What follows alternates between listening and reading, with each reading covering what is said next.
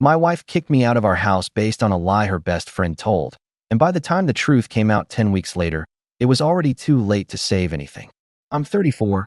I own an auto restoration shop in Mesa, Arizona, and I thought I had everything figured out until one Tuesday night when my entire life exploded. I met Jenna 7 years ago at a car show. She wasn't into cars, but she stopped to talk anyway, and I fell hard. We dated for 2 years, got married at a small vineyard wedding in Sedona, and bought a house in a quiet neighborhood where we planned to start a family. The first 3 years were solid. We were happy, stable, building something real together. Then Qley moved back to Arizona. Qley was Jenna's college best friend who had been living in Ohio, and when she relocated back about 2 years into our marriage, Jenna was thrilled. I tried to be supportive because Jenna talked about how close they used to be, how Qley was like a sister, and I wanted my wife to be happy. Qley started coming over constantly, 3 or 4 times a week, staying for hours, and I would come home to find her on my couch drinking wine with Jenna like she lived there. At first, I made an effort to be friendly, but I noticed things that made me uncomfortable almost immediately. Qley would stare at me with this cold, analyzing look, not flirtatious, just intense and unsettling. Whenever Jenna would kiss me or touch me in front of her, Qley's expression would darken for just a second.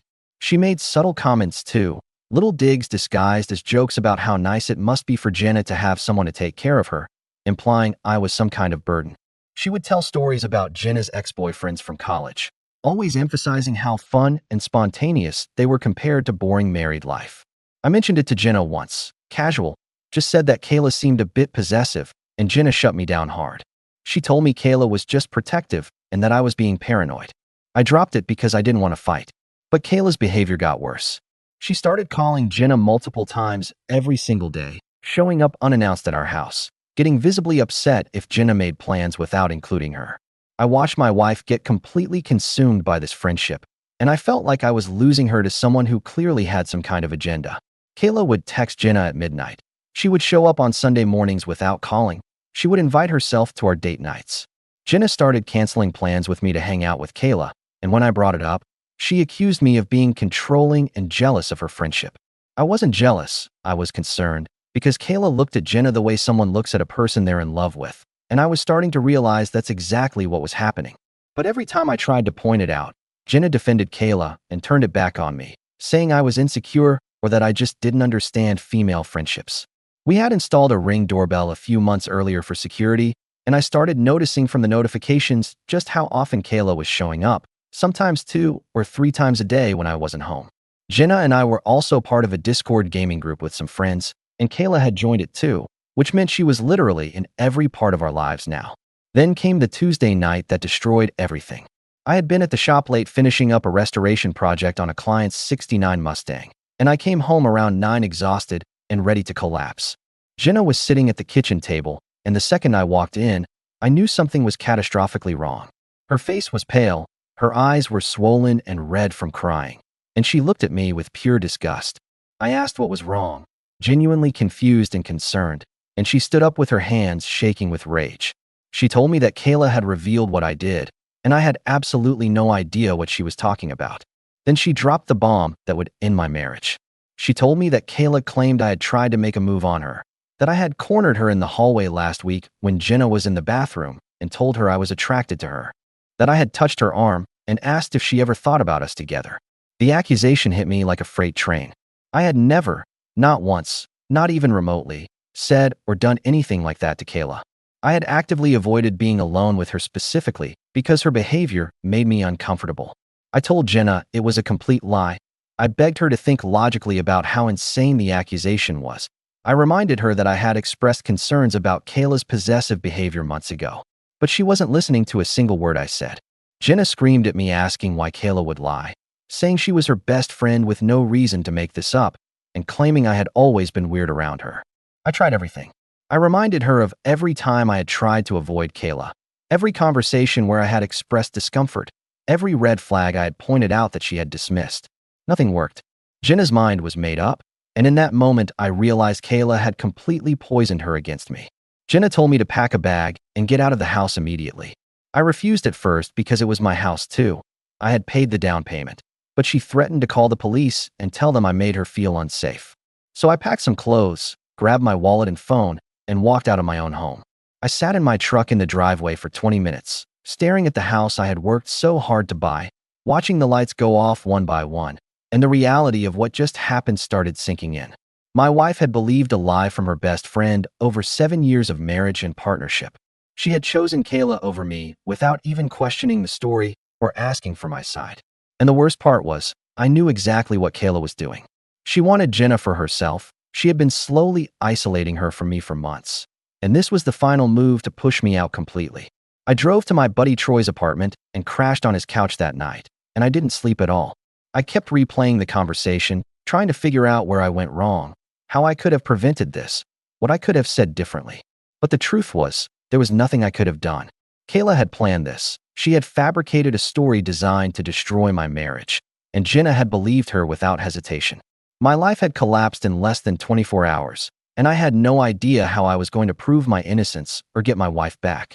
All I knew was that Qley had won, and I was completely powerless to stop it.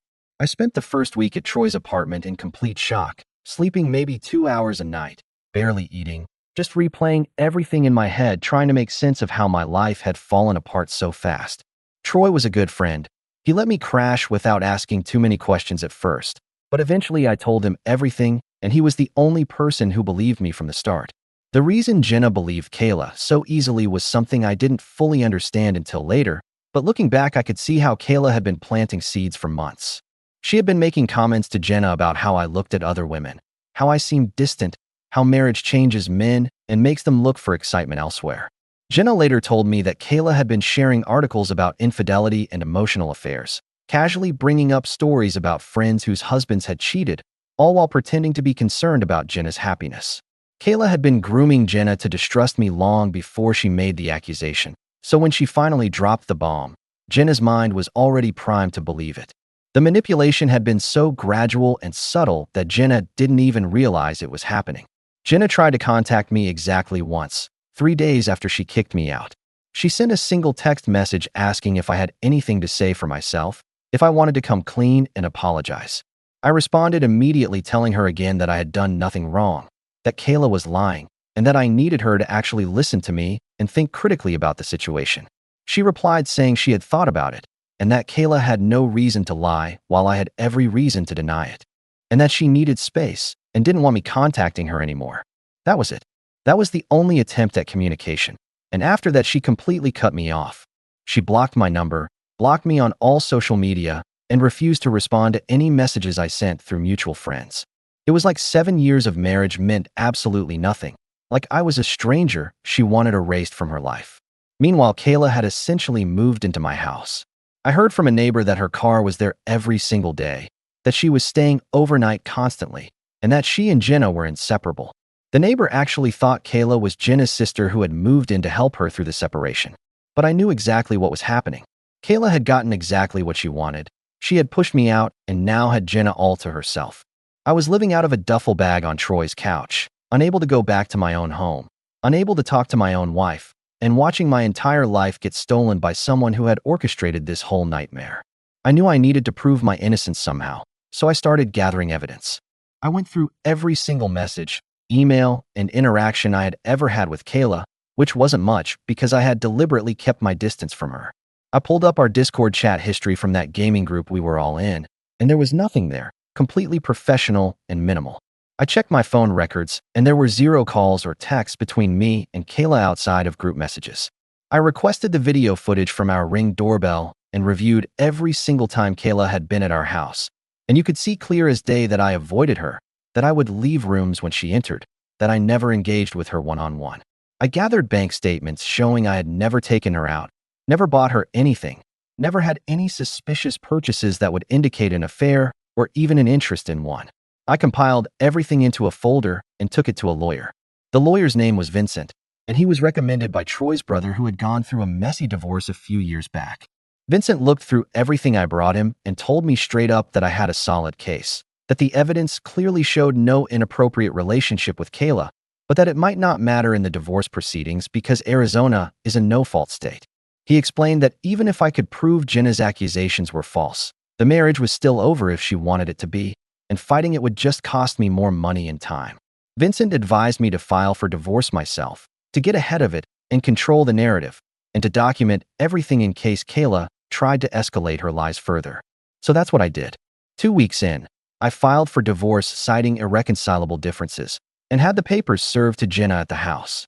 The entire time this was happening, Jenna's family and all our mutual friends were being told that I had made advances toward Qley and that I was a creep who had betrayed my wife's trust. Jenna's mom called me once to tell me I was disgusting and that she had always known there was something off about me. Jenna's sister posted vague things on social media about men who disrespect their wives and how women should always believe other women. Our friend group completely froze me out. Nobody reached out. Nobody asked for my side of the story. They just accepted Qley's version as fact because she was crying to everyone about how uncomfortable I had made her and how brave she was for finally telling Jenna the truth. I lost my wife, my home, my reputation, and my entire social circle in a matter of days, all because of one calculated lie. I threw myself into work because it was the only thing I had left. I was at the shop 12 to 14 hours a day, taking on extra projects, staying late to avoid going back to Troy's couch, and just trying to keep my mind occupied so I wouldn't spiral into complete depression. My employees noticed something was wrong, but I didn't tell them the details. I just said I was going through a separation and left it at that. The only thing that kept me sane was knowing that I had the truth on my side, that eventually somehow this would come out. But as weeks turned into months, I started losing hope that it ever would. Then 10 weeks after Jenna kicked me out, I got a phone call that changed everything. It was Jenna's mom, the same woman who had called me disgusting and cut me off completely, and her voice was shaking when she spoke. She told me she needed to tell me something. Something had happened. I needed to know the truth. My heart was pounding because I had no idea what was coming. And then she told me that Qley had confessed everything. Apparently, Qley had gotten wasted at Jenna's place 2 nights before, really drunk, the kind of drunk where people lose their filter and their secrets come pouring out. Jenna's mom had stopped by to drop off some groceries and found Qley sobbing in the kitchen. And in her drunken state, Qley started talking, started admitting things she had kept buried. She told Jenna's mom she had always been in love with Jenna, that she had moved back to Arizona specifically to be close to her, and that she couldn't stand watching Jenna be married to me. She admitted she had made up the entire story about me making a move on her, that she had even created fake screenshots of text messages to show Jenna as proof, and that her whole goal was to destroy the marriage so Jenna would be hers. Jenna's mom said she immediately told Jenna everything, and Jenna had confronted Qley the next morning when she was sober. Qley tried to backtrack at first, tried to say she was just drunk and talking nonsense. But eventually she broke down and admitted it was all true. She confessed she had been manipulating Jenna for months, planting doubts about me, isolating her from me emotionally, and then finally fabricating the accusation that would push me out for good. Jenna's mom was crying on the phone, apologizing to me, saying she should have questioned the story more, that she should have given me a chance to defend myself. She told me Jenna knew the truth now and that she was devastated, but I didn't feel any satisfaction hearing it. I just felt empty because 10 weeks of hell couldn't be undone by an apology, and the damage that had been done to my life was irreversible. Jenna's mom said Jenna wanted to talk to me, that she wanted to explain and apologize, but I told her I wasn't ready, that I needed time to process everything. I hung up the phone and sat in my truck outside the shop, and for the first time in 10 weeks I cried. Not because I was relieved, but because I realized that even though the truth had come out, it was already too late to save anything. Vincent called me the day after Jenna's mom reached out and told me that Jenna had contacted him directly asking if we could meet to talk about everything. Vincent advised me to agree to the meeting but to keep it formal, to have him present, and to not let emotions dictate any decisions I made. He scheduled it for the following Saturday at the house, which felt appropriate since that's where everything had fallen apart. I drove there with Vincent, and walking up to my own front door felt surreal, like I was entering a place that used to be mine but now belonged to a stranger. Jenna answered and she looked terrible, like she hadn't slept in days. Her eyes were swollen and red, and she could barely look at me. Vincent and I walked in and sat down in the living room, and that's when I noticed Qley was there too, sitting on the couch like she had every right to be part of this conversation. Vincent immediately told Qley she needed to leave, that this was a private meeting between me and Jenna, and that her presence was completely inappropriate. Qley stood up reluctantly, gathering her bag, and as she walked past me toward the door, she leaned in close and whispered something I'll never forget.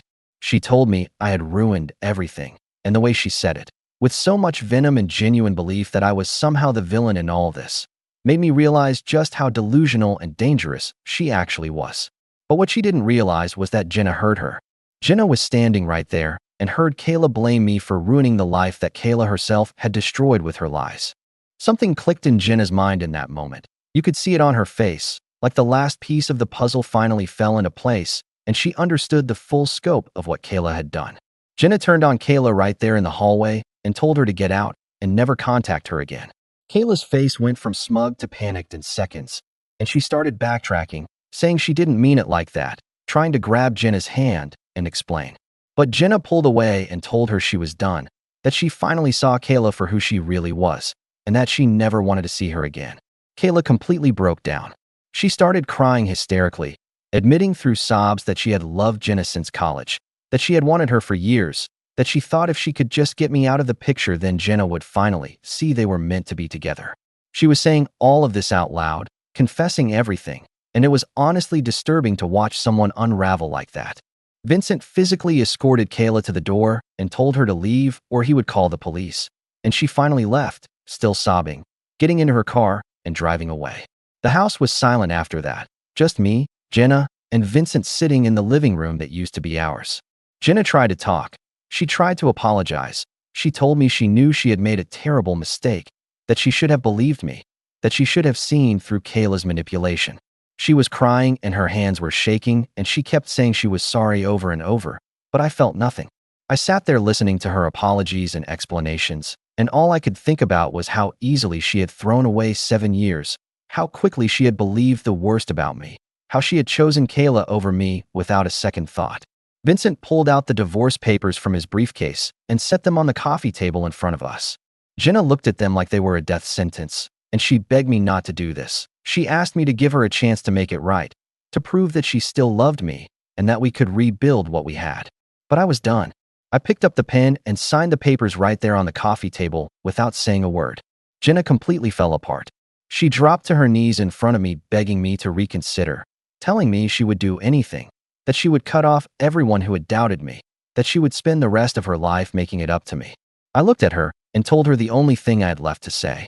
I told her she had believed everyone except me, the person who had stood by her for 7 years, the person who had built a life with her, and that I would never forgive her for that. I told her trust was the foundation of everything, and she had destroyed it beyond repair, not Qley, but her, by choosing to believe a lie over the truth. Vincent and I stood up, he collected the signed papers, and we walked out of that house for the last time. The divorce was finalized 3 months later. I used that time to rebuild everything Qley and Jenna had destroyed. I expanded my shop, bought the unit next door, and turned it into additional workspace, hired 2 more employees, and started taking on higher-end restoration projects that brought in serious money. I finished the Challenger I had been working on, and it became the centerpiece of my personal collection. I started going to car shows again, networking, rebuilding my reputation in the local car community, and slowly my life started to feel like mine again. I took some time to actually process what had happened, started seeing a therapist to work through the betrayal and anger, and focused on rebuilding myself before jumping into anything new. I needed to learn to trust again, to understand why I had missed so many red flags, and to make sure I was whole before bringing someone else into my life. It took about 6 months, but eventually I started feeling like myself again, like the person I was before all this happened. That's when I met Vanessa at a car show where I was displaying the Challenger. She worked in real estate, and she was everything Jenna wasn't. Independent, secure, and drama-free. We took things slow, but it felt right in a way my marriage never had. She knew my story. I was upfront about everything from the start, and she never made me feel like I had to prove myself or earn her trust. It was just there naturally. Meanwhile, Jenna lost everything. Our mutual friends found out the truth about what Qley had done, and most of them cut her off for not believing me and for allowing Qley to manipulate her so completely. Her family was embarrassed and disappointed in her judgment. She ended up selling the house because she couldn't afford it on her own and moved into a small apartment across town. I heard through the grapevine she was seeing a therapist trying to process everything that had happened. Qley fled back to Ohio with her life in ruins, her reputation destroyed, no friends, no Jenna, nothing left of the fantasy she had tried to build. As for me, I didn't lose anything in the end. I grew. I learned to trust my instincts. I learned that red flags exist for a reason, and I learned that some people will destroy your life just to feel like they've won something. I rebuilt better, stronger, smarter, and I never ignored a red flag again. What do you think about this story? Let me know in the comments, drop a like, and don't forget to subscribe for more real-life stories.